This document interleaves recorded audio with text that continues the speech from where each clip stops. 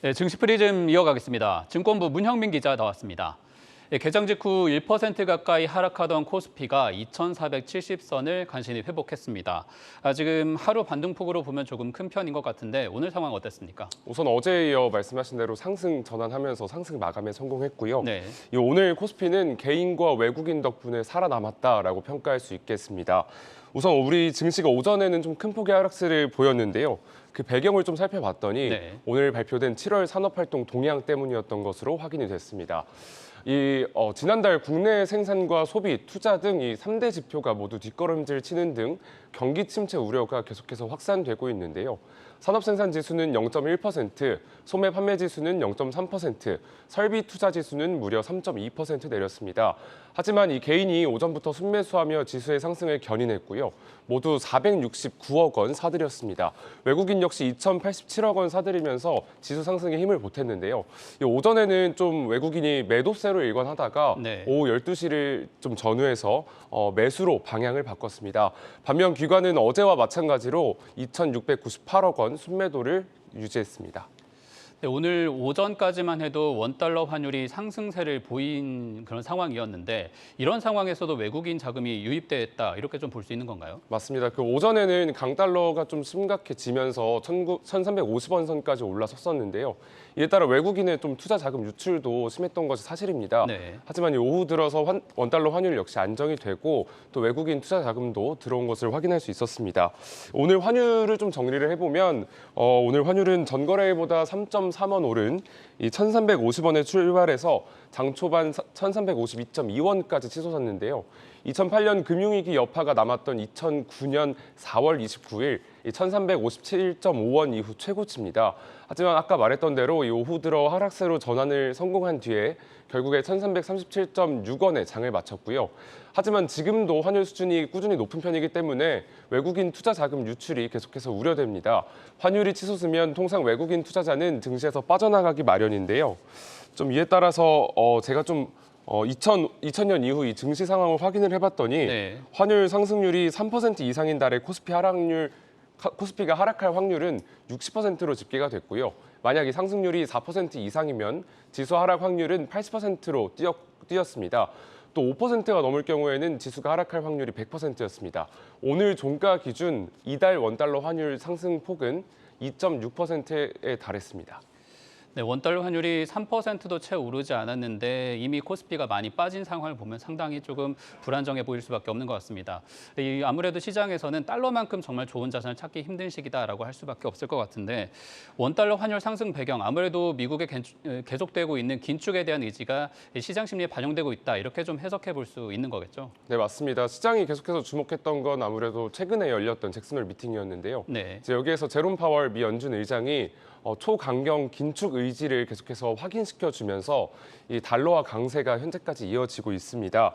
이에 더해 유럽과 중국의 이 경기 침체 우려가 확대되면서 이들 국가의 화폐 가치가 약세를 보이고 있는데요. 이러한 주요국 통화 대비 달러화의 강세는 결국 상대적인 원화 약세로 이어졌습니다. 증권업계는 9월 FOMC 회의 전까지 환율이 1,340원 안팎을 유지할 것이라고 전망했습니다. 네, 그렇군요. 이 증권업계의 전망대로라면 당분간 고환율이 지속될 수 있다 이렇게 지금 보여지는데 이 시장의 불확실성이 워낙 크다 보니까 그동안에 주목받던 기업들의 어떤 주가 흐름도 좀 볼 필요가 있는 것 같습니다. 문 기자 오늘 이들 종목 좀 자세히 짚어봤다고요. 네, 오늘 제가 다룰 종목은 올해 증시에 상장한 3-4개 종목들입니다. 올해 증시 입성한 종목은 리츠와 스펙을 제외하고 모두 42곳이었는데요. 이 가운데 제가 주가 수준을 확인해 봤더니 절반이 넘는 23곳이 현재 공모가 대비 하락한 상황이었습니다. 특히 가장 많이 하락한 종목을 살펴봤더니 모아 데이터였는데요. 무려 90% 가까이 하락을 했고요. 네. 이어서 비플라이 소프트도 87.4%의 하락률을 보였습니다. K옥션과 인카금융서비스, 나래 나노텍 역시도 50%가 넘는 공모가 대비 하락률을 보였습니다. 이 모아 데이터와 비플라이 소프트 좀 어떤 기업인 것 같습니까? 아무래도 데이터를 조금 내세우고 있는 거다 보니까 플랫폼 관련한 기업이다 이렇게 좀 이해를 할 수 있겠네요. 맞습니다. 이 플랫폼 또는 뭐 소프트웨어 기업으로 분류가 되는데요. 네. 좀 이 둘의 공모가 대비 하락률을 살펴봤을 때 결국 이 소프트웨어나 IT 관련 서비스 기업에 대한 투심이 악화됐다라고 평가를 할 수 있겠습니다. 네. 또 올해 최대 대어로 꼽혔던 소카의 주가 등락률을 확인해 봤는데요. 오늘 기준으로 공모가 대비 7% 정도 빠진 수준이었습니다. 네, 그렇다면은 반대로 상승률이 좋았던 종목이 좀 있어야 시장에서 참여하는 사람들도 어떤 기회를 발견할 수 있을 텐데 이런 종목들도 있었나요? 네, 이달 초에 코스닥 시장에 상장한 세비캠이라는 종목인데요. 무려 394.3%의 높은 수익률을 보였습니다. 네, 굉장하네요. 그렇습니다. 이어서 유일 로보틱스와 HSP 또 성일 하이텍, 오토엔 역시 높은 상승률을 보였는데요. 이 성일 하이텍은 세비캠과 같은 2차 전지 재활용 이 산업을 영위하고 있고요. 네. HSP 역시도 2차 전지 관련 기업이기 때문에 좀 2차 전지에 얼마나 뜨거운 투자자들의 관심이 이어지고 있는지를 확인할 수 있었던 대목이었습니다.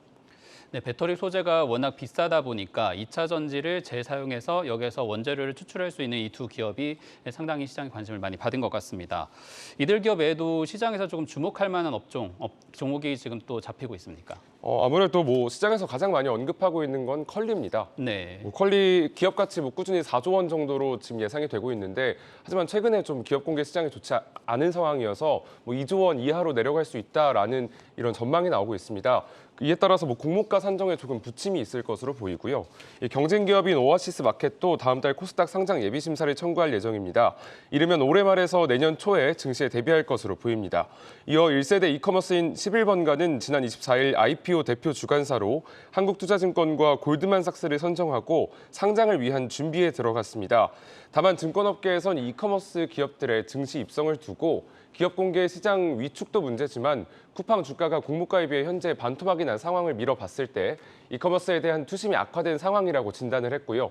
또 대부분의 이커머스 기업들이 적자를 보이고 있는 만큼 실적 개선에 대한 지표를 보여줘야만 투심 또한 회복될 수 있을 것이라고 평가했습니다. 네, 결국 실적이 모든 해답을 쥐고 있을 것 같군요. 잘 들었습니다. 증권부 문형민 기자였습니다.